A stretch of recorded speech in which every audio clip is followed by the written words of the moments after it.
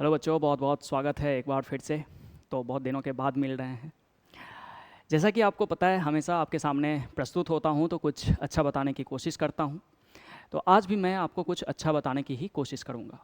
और आपने जिस तरीके से थंबनेल देखा होगा, तो ये बेसिकली कॉन्सेप्ट लर्निंग सीरीज़ हमने शुरू करा है, जिसमें कि कुछ ऐसे कॉन्सेप्ट्स जिससे कि बच्चे कहीं ना कहीं उसको सॉल्व करने में क्वेश्चन को मिस्टेक करते हैं।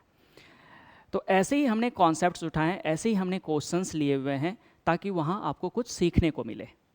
आपने ऑलरेडी उस चैप्टर को पढ़ा हुआ होगा और जो मैं बताने जा रहा होऊंगा, तो आपका अभी जो काम है वो ये है कि सबसे पहले क्वेश्चन को देखें, स्क्रीन को पॉज करें और उसको एकदम इत्मीनान से जो आपने कॉन्सेप्ट सीखा है उसके बेसिस पर, जहाँ कहीं भी पढ़ते हैं, चाहे आप हमारे यहाँ पढ़ते हैं लेविन के अंदर या फिर कहीं दूसरे इंस्टीट्यूशन में, जहाँ कहीं भी पढ़ते हैं, आपको सर ने ज़रूर बताए होंगे कॉन्सेप्ट्स, है ना। तो उनके बेसिस पर आप उसको ट्राई ज़रूर करें जो भी आपने सीखा है। फिर उसके बाद आपने जब ट्राई कर लिया, ऑप्शंस मैं दूंगा, आप ऑप्शन को अपना पहले टिक करके रख लें कि हाँ मेरा आंसर ये आ रहा है, जस्ट लाइक ए एग्ज़ाम। और फिर उसके बाद आप हमारे सॉल्यूशन को देखें। तो इससे होगा क्या कि आपको एक कॉन्सेप्ट गैप पता चलेगा कि मैंने क्या सीखा और एक्चुअल में क्या है, क्या मैं कहीं मिस्टेक तो नहीं कर रहा। तो जो कॉन्सेप्ट्स के बारीकी हैं वही इस सीरीज़ में हम लोग सीखने की कोशिश करेंगे। और हर चैप्टर से मैं कुछ कुछ ऐसा मतलब क्वेश्चन या टॉपिक सेलेक्ट करूंगा जहां पर कि बच्चों को जनरली तकलीफ होती है। ठीक है, तो मैं आशा करता हूं कि जो भी मैंने कहा आप उसको फॉलो करेंगे और फॉलो करते हुए इस वीडियो को आप देखेंगे।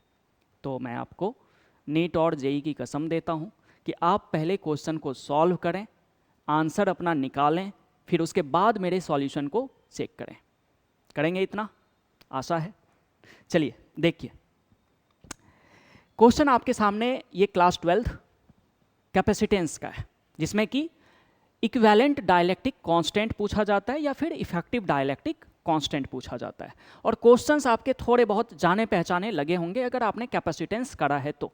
अगर आपने इस तरीके के क्वेश्चंस मतलब equivalent capacitance, equivalent dielectric constants अगर आपने नहीं करे हैं तो फिर अटेम्प्ट करने से कोई बहुत ज़्यादा बेनिफिट नहीं है। ठीक है, तो आप अगर नहीं पढ़े हैं तो पढ़ के फिर आप इसको ट्राई कर सकते हैं। तो जनरली आपने शायद अटेम्प्ट करा होगा, जिन्होंने पढ़ा होगा अटेम्प्ट करा होगा, आपने अपना आंसर भी मार्क कर लिया होगा, मैं ऐसा मानता हूँ। अच्छा, जनरली बच्चा करता क्या है कि वो सोचता है कि हमारे पास बेसिकली यहाँ पर 3 डाइलेक्ट्रिक हैं, K1, K2 and K3, right.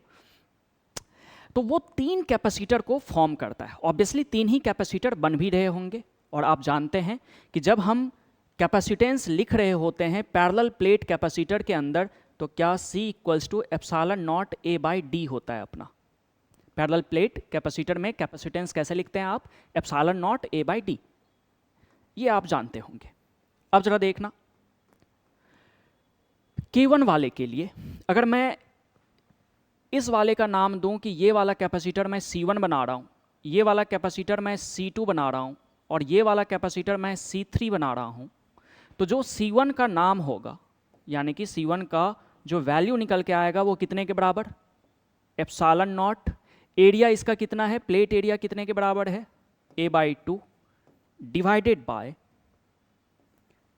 Separation कितना है यार इस दोनों प्लेट के बीच का? ऑब्वियसली एक प्लेट ये है तो ये जो यहाँ बीच में ये लाइन आपको दिख रहा है ये भी एक प्लेट की तरह काम करेगा, ऐसा आपने कॉन्सेप्ट सीखा होगा।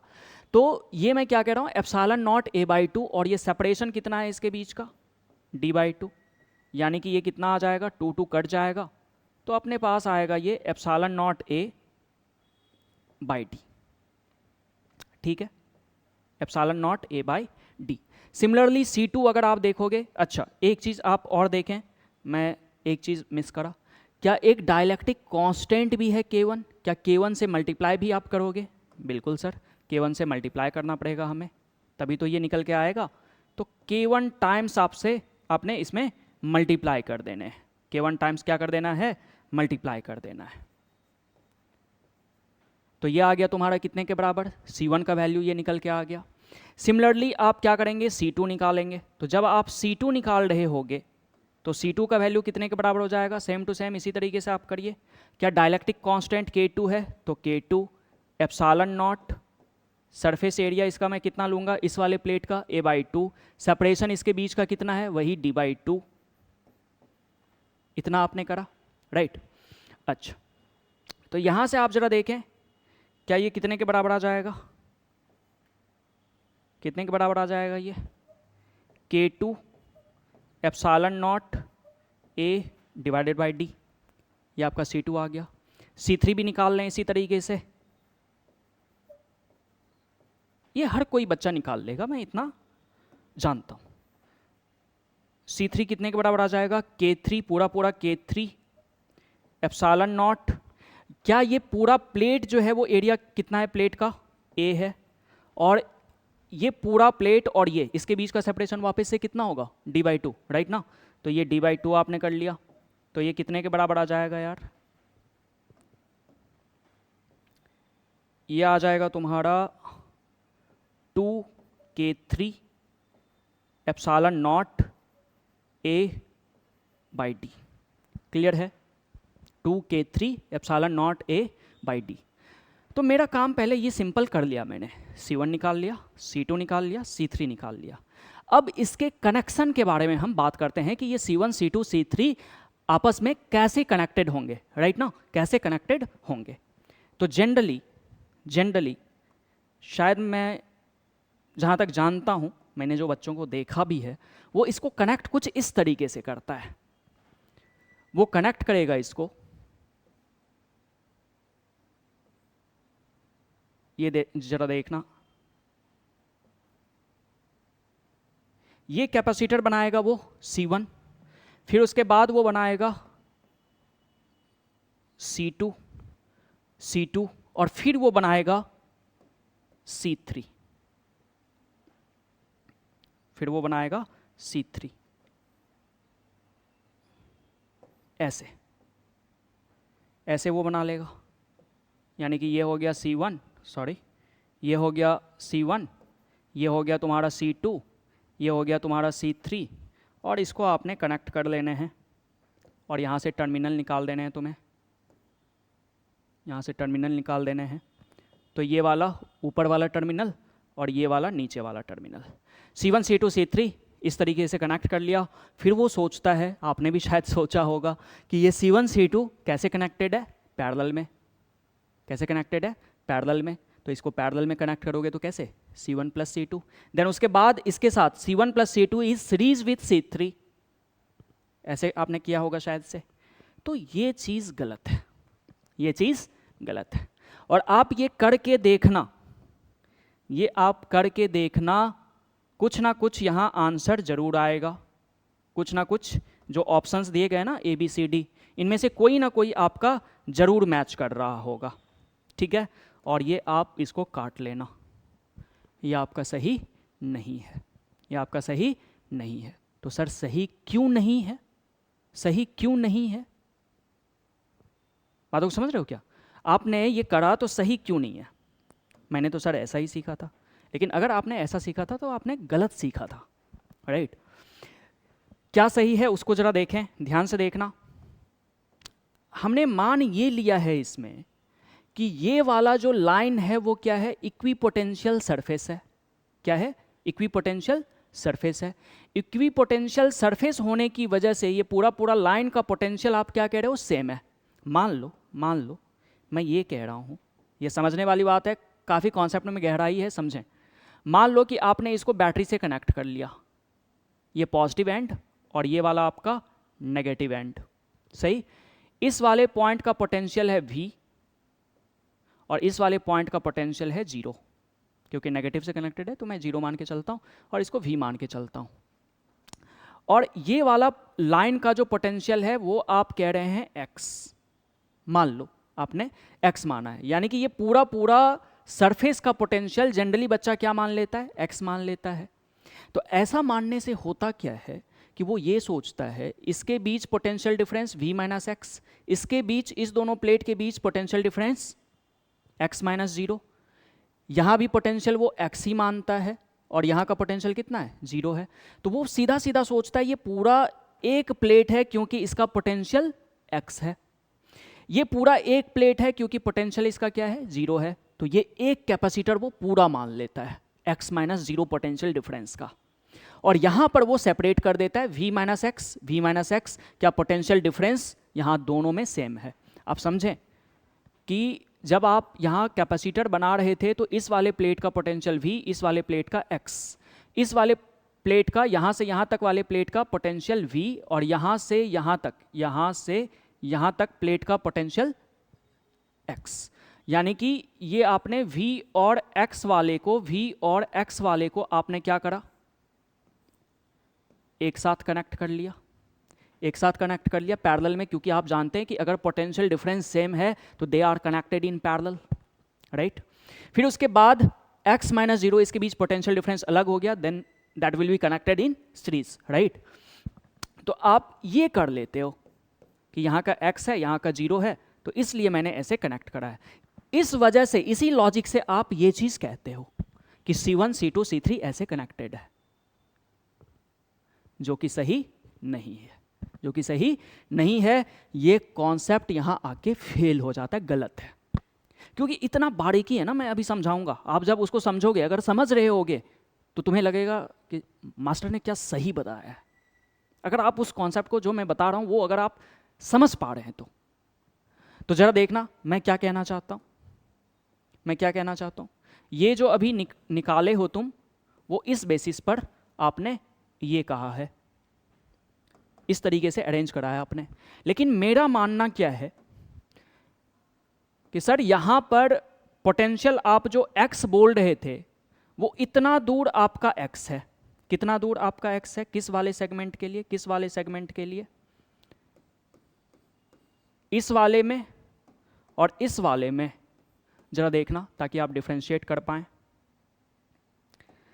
इस वाले प्लेट का यहां से यहां तक जो है वो मैं पोटेंशियल कह रहा हूं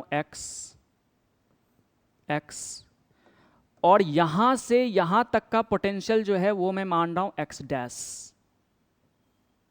क्या मान रहा हूं मैं? x dash. क्यों? क्योंकि पोटेंशियल, ये इक्वी पोटेंशियल सरफेस नहीं है सर, ये इक्वी पोटेंशियल सरफेस है ही नहीं। ये वाला जो है मैं कहां लिख दूं, not the equipotential surface, इसका पोटेंशियल अलग अलग है, यहाँ x है, यहाँ x डैश है। वजह क्या है? Potential difference. आपको सर कैसे पता चला कि यहाँ पोटेंशियल जो है प्लेट के अलग अलग बटे हुए हैं? आपको कैसे पता चला? बातों को समझ रहे हो क्या? तो मैं जादूगर थोड़ी हूँ, मैं कॉन्सेप्ट सिखाता हूँ आपको। तो जरा देखना कि यहाँ पर अगर आप याद करो कि पैरेलल प्लेट कैपेसिटर के बीच इलेक्ट्रिक फील्ड कितना हुआ करता था, आपको याद होगा पैरेलल प्लेट कैपेसिटर के बीच जो इलेक्ट्रिक फील्ड होता है वो सिग्मा बाय एप्सिलॉन नॉट होता है। क्या होता है? Sigma by epsilon not. और सिग्मा को आप क्या कहते हैं? Charge by epsilon not a हो जाएगा ना, चार्ज बाय एरिया को आप क्या कहते हैं? सिग्मा कहते हैं। यानी कि यहां पर आप क्या कहोगे कि Q by epsilon not a. ये तब होता है जब प्लेट्स के बीच में क्या भरा हुआ है? प्लेट के बीच में क्या भरा हुआ है? एयर है, कोई मीडियम नहीं है, तब ये आप चीज कहते हैं, है ना। अच्छा, अब समझो क्या कि अगर कोई डाइलेक्ट्रिक इंसर्ट हो जाता है तो क्या वो k टाइम्स रिड्यूस हो जाता है, यानी कि यहाँ जो इलेक्ट्रिक फील्ड बन रहा होगा वो ऐसे, यहाँ जो इलेक्ट्रिक फील्ड बन रहा होगा वो ऐसे, और यहाँ इलेक्ट्रिक फील्ड ऐसे, यहाँ इलेक्ट्रिक फील्ड ऐसे। समझ रहे हो बातों को? यानी कि ये देखना, यहाँ इलेक्ट्रिक फील्ड का वैल्यू मान लो कि मैं E1 कहता हूँ, तो ये हवा में है E, तो डाइलेक्ट्रिक इंसर्ट करने पे ये क्या हो जाएगा? E by K1। यहाँ पर इलेक्ट्रिक फील्ड कितना हो जाएगा इस वाले कैपेसिटर में? E by K2। समझ रहे हो? अब देखना कि पोटेंशियल डिफरेंस आपने ये भी सीखा होगा कि पोटेंशियल डिफरेंस जो होता है वो कितने के बराबर होता है? ED के बराबर। पोटेंशियल डिफरेंस कितने के बराबर होता है? ED के बराबर होता है।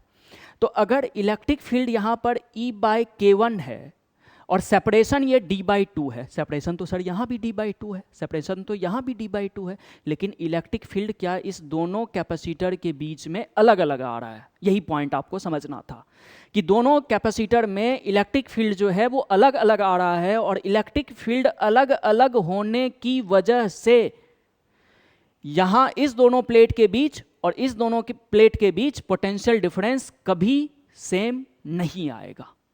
समझे बातों को?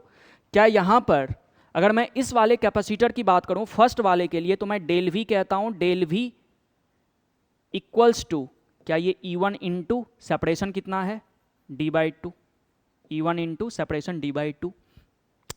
इसके अच्छा कहने का मतलब डेल वी ये कितने के बराबर हो गया, V माइनस एक्स, यहाँ x माना है तो यहाँ ये पूरा पूरा v ही है, तो v माइनस एक्स बराबर कितने के बराबर हो गया, ये E1 का वैल्यू आप रख सकते हैं, तो E1 D/2। सिमिलरली अगर आप यहाँ पर देखोगे तो क्या बोलोगे, v minus x dash equals to ये क्या आपने कहा था, ये आपने क्या कहा था, E2 कहा था, तो ये क्या हो जाएगा तुम्हारा E2 D/2, E2 D/2। क्या पता चला, क्या पता चला, x और x डैश, यहाँ से देखो ना आप, x निकालोगे तो E1 D प्लस वी, x डैश निकालोगे तो E2 D/2 plus we, x1 and x2, यानी कि x और x dash, x and x dash are not equal, x and x dash are not equal, that's why this line is not behave as an equipotential surface। अगर ये x और x dash बराबर आता ना मेरे लिए तो मैं कहता क्या कि ये इक्विपोटेंशियल सरफेस है, लेकिन x और x डैश बराबर नहीं है, इसलिए मैं क्या बोल सकता हूं कि ये वाला आपका इक्विपोटेंशियल सरफेस नहीं है, इक्विपोटेंशियल सरफेस नहीं है। बातों को समझ रहे हो क्या? तो सर जब इक्विपोटेंशियल सरफेस नहीं है तो मैं अब क्या करूं, मैं अब क्या करूं? तो समझिए कुछ करने की आवश्यकता नहीं है, ये एक कैपेसिटर C1 है, ये एक कैपेसिटर C2 है, राइट। अब ध्यान समझना, आपको क्या करना पड़ेगा, इस कैपेसिटर को, ये जो C3 वाला है, इसको आपको दो पार्ट में डील करना पड़ेगा इक्वली। क्यों? क्योंकि ये पूरा पूरा डाइलेक्ट्रिक कांस्टेंट K3 है, तो ये आधा आधा डाइलेक्ट्रिक इसको दे दो, आधा डाइलेक्ट्रिक इसको दे दो, यानी कि K3/2 ये, K3/2 ये, सीधा यूनिफॉर्म है ये डाइलेक्ट्रिक कांस्टेंट जो है, डाइलेक्ट्रिक जो है वो यूनिफॉर्म है। तो आपने क्या करा, कैपेसिटर को आधे आधे आपने क्या कर दिया, बांट दिया, तो K3/2 K3/2, यानी कि ये C3 के दो पार्ट बनेंगे, C3/2 C3/2।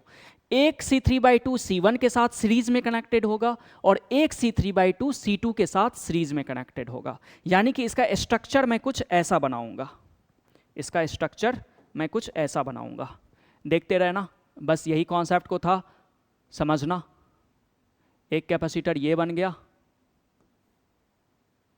समझो,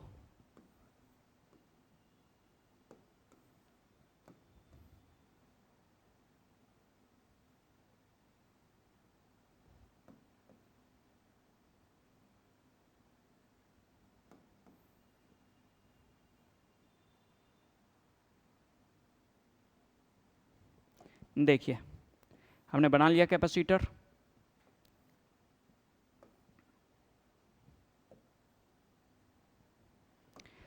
ये आपका कैपेसिटर है C1, ये आपका कैपेसिटर है C2, ये आपका कैपेसिटर हो जाएगा C3/2, ये कैपेसिटर हो जाएगा आपका C3/2, और सारे कैसे हैं, डाइलेक्ट्रिक वाले हैं।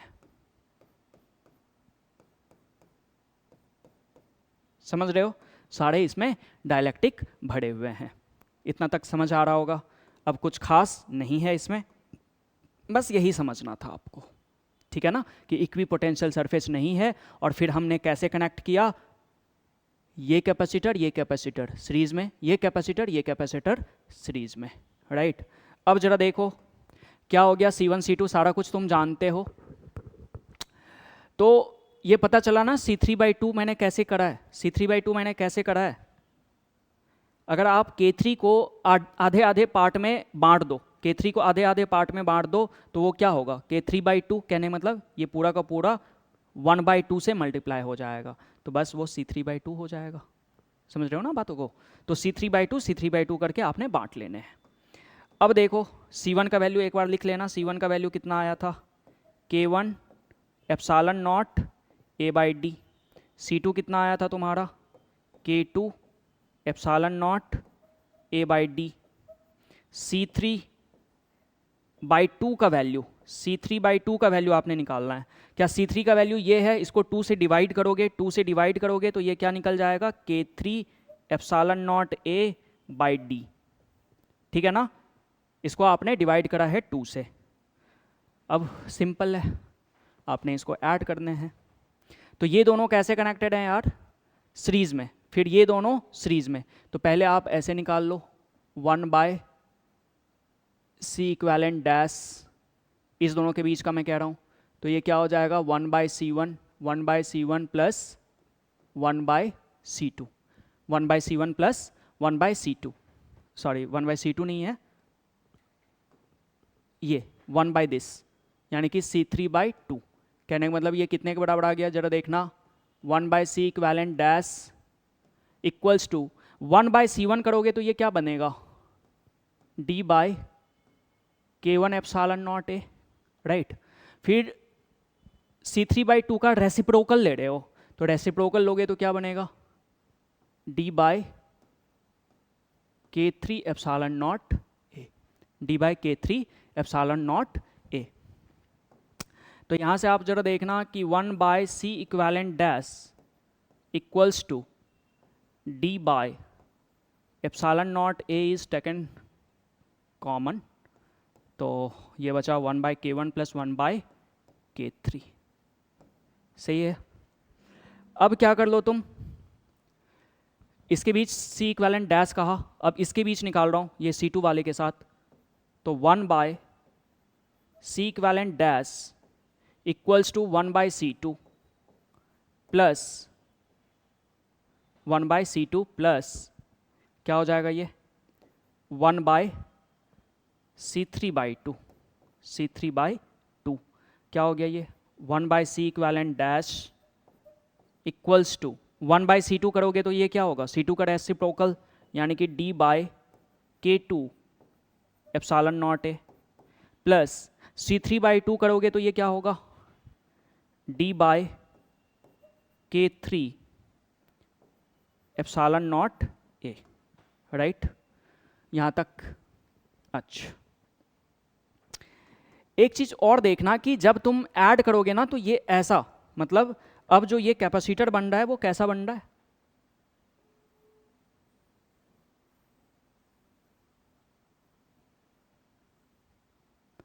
ये कैपेसिटर लगभग ऐसा बनेगा आपका।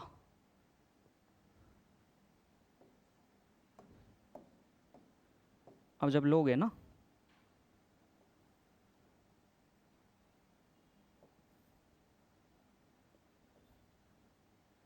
ऐसा बन गया है। एक बनेगा C इक्वेलेंट डैश और दूसरा ये आप इसको मान लेना C इक्वेलेंट डबल डैश मान लेना, C इक्वेलेंट डबल डैश मान लेना इसको, है ना। एक ही मानोगे तो थोड़ा कन्फ्यूजन रहेगा। तो C इक्वेलेंट डबल डैश मान लो इसको। तो आपको C इक्वेलेंट डैश निकालना पड़ेगा यहाँ से। तो कैसे निकालोगे ज़रा ध्यान से समझना। यहाँ से C equivalent dash equals to, यहाँ से मैं निकाल रहा हूँ, यहाँ से मैं निकाल रहा हूँ, तो कितने के बराबर निकल जाएगा? एप्सिलॉन नॉट A/D, फिर K1 K3 डिवाइडेड बाय कितना? K1 plus K3। सिमिलरली यहाँ से आप C इक्वेलेंट डबल डैश निकाल लो, C इक्वेलेंट डबल डैश निकाल लो। कितना हो जाएगा ये? D/एप्सिलॉन नॉट A कॉमन निकलेगा ना, यानी कि एप्सिलॉन नॉट A/D, फिर ये कितना? K2 K3 मल्टीप्लाई होगा डिवाइडेड बाय कितना? K1 plus K2। क्या ये दोनों जो कनेक्टेड है क्या वो सीरीज में कनेक्टेड है, सॉरी पैरेलल में कनेक्टेड है? ये दोनों कैसे कनेक्टेड है आपस में? C इक्वेलेंट प्राइम और C equivalent double prime parallel में कनेक्टेड है, राइट। तो जब आप इसको ऐड करेंगे तो C equivalent dash plus C equivalent double dash, simple है, राइट। अब ऐड कर लीजिए दोनों को, तो C इक्वेलेंट इक्वल्स टू कितने के बराबर आ गया? ये दोनों को ऐड करो, क्या एप्सिलॉन नॉट A/D जो है वो तुम्हारा कॉमन निकल गया, क्या बचा अंदर ही अंदर? K1 K3 divided by K1 plus K3 plus K2 K3 divided by K1 plus K2, K1 plus K2। सही है ना? एक बार इसको देख लेना अपने ध्यान से, ठीक है। अब हमें करना क्या है कि इस दोनों प्लेट के बीच में मुझे एक डाइलेक्ट्रिक प्लेस करना है कि जिसका कि डाइलेक्ट्रिक कांस्टेंट क्या है, K है। इन सब के बदले मुझे क्या करना है, एक ये डाइलेक्ट्रिक प्लेस करना है और इसका डाइलेक्ट्रिक कांस्टेंट कितना मान लेना है पूरे का, K। तो इसका इक्विवेलेंट कितना होगा, ये डायरेक्ट सीधा सीधा ऐसा बन गया ना, ये तो ऐसा बन जाएगा। अभी एक कैपेसिटर है ये और इसमें डाइलेक्ट्रिक आपका भरा हुआ है, इसका सरफेस एरिया A है, सेपरेशन इसमें D के बराबर है और डाइलेक्ट्रिक कांस्टेंट इसका कितने के बराबर है यार, डाइलेक्ट्रिक कांस्टेंट कितना है, K है। तो इसका कैपेसिटेंस कितना लिखोगे, वही C इक्विवेलेंट होगा। तो C इक्विवेलेंट की जगह पे मैं कितना लिख लूँगा यार, K एप्सिलॉन नॉट पूरा सरफेस एरिया, पूरा separation between the plates equals to this value. जो कट रहा है कटवा लो तुम, है ना। तो तुम्हारे पास K का वैल्यू कितना आ जाएगा, जरा देखो K का वैल्यू कितने के बराबर आ जाएगा। क्या ये पूरा वैल्यू आप यहाँ लिख दीजिए। क्या यही मेरे लिए K का वैल्यू है, ठीक है। तो ये मतलब सही आंसर है, ये सही आंसर है जो हमने लॉजिक बताया है उसके अनुसार एकदम सही है। आप देखेंगे भी तो शायद नेट सर्च करें तो वो गलत मतलब बता भी रहा होगा शायद से, लेकिन आप मतलब इस कॉन्सेप्ट को आपने भी मतलब अभी गौर किया होगा कि क्या मैं सही कह रहा हूँ कि नहीं। तो ये इक्विपोटेंशियल सरफेस नहीं था, इस वजह से हमारा आंसर जो होगा, आप जरा मैच करवाएं एक बार आंसर को। क्या K1 K3 bye K1 plus K3, ठीक है। ये K2 K3 यहाँ पर कुछ छूट गया यार, K1 प्लस ये K2 कॉपी होगा यहाँ, तो K1 प्लस K2। अच्छा एक चीज़ ज़रा देखें, क्या यहाँ पर कुछ गड़बड़ तो नहीं कर रहा मैं, यहाँ मैंने गड़बड़ भी करा है क्या, K2 K3, हाँ यहाँ पर एक गड़बड़ कर लिया था मैंने, इसलिए आंसर मैच नहीं कर रहा। आपने मतलब थोड़ा कैलकुलेशन देखना है, कैलकुलेशन थोड़ा सा मेरा गड़बड़ हो जाता है। यहाँ पर K2 K3 था, क्या था, K2 K3 था, राइट। यहाँ C इक्विवेलेंट डैश निकाल रहा था, तो ये K2 K3 होगा 100%, K2 K3 होगा। तो इसी को ठीक कर लेते हैं, तो ये K2 ये K3, राइट। यहाँ भी आपने ठीक कर लेना है, यहाँ भी ठीक कर लेना है, K2 K3 K2 K3 K2 K3 obviously, है ना। यहाँ पर क्या आ जाएगा, यहाँ पर आ जाएगा आपका K2 K3, यहाँ भी आ जाएगा K2 K3, यहाँ भी आ जाएगा K2 K3, राइट है ना।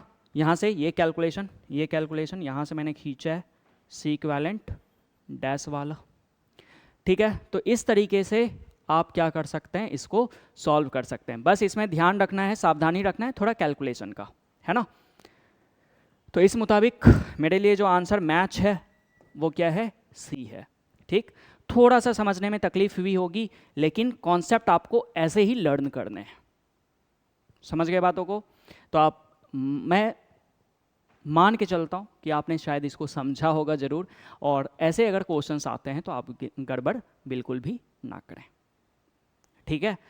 और इसी से मिलता जुलता क्वेश्चन ये रहता है कि वो यहाँ से पूरा पार्टीशन दे देता है, यानी कि जैसे ये मैं आपको क्वेश्चन दे रहा हूँ, आप एक बार ज़रूर ट्राई करना और आप देखना कि कॉन्सेप्ट में कुछ अंतर है, कॉन्सेप्ट में कुछ अंतर है।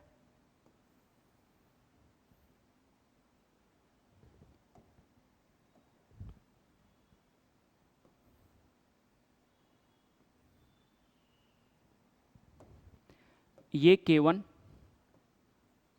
ये K2, ये K3, ठीक है। और यहाँ से ऐसे कनेक्टेड है यार,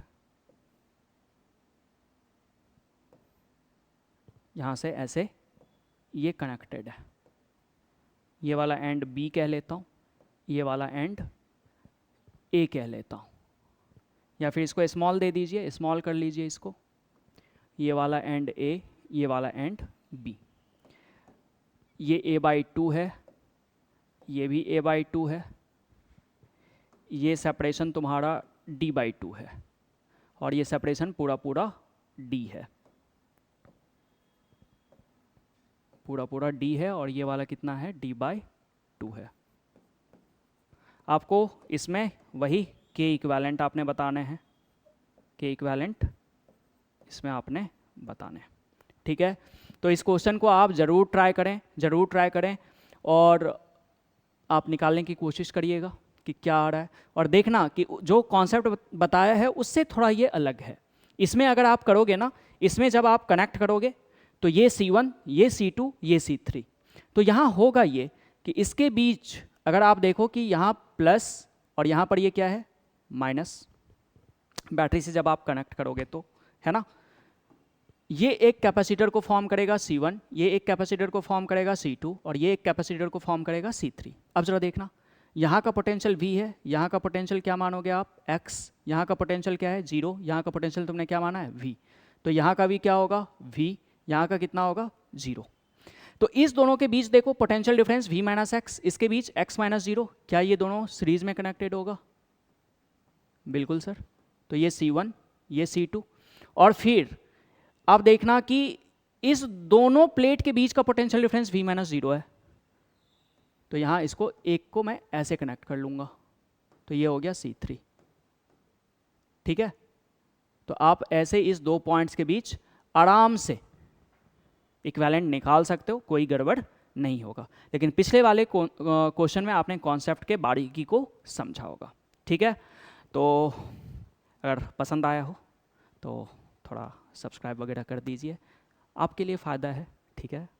तो अगर कोई टॉपिक ऐसा स्पेसिफिकली कि सर इस वाले कॉन्सेप्ट के ऊपर आप हमें बताएं, तो आप कमेंट में ज़रूर अपना कमेंट ड्रॉप कर सकते हैं कि सर इस वाले कॉन्सेप्ट के ऊपर वीडियो बनाइए, ठीक है।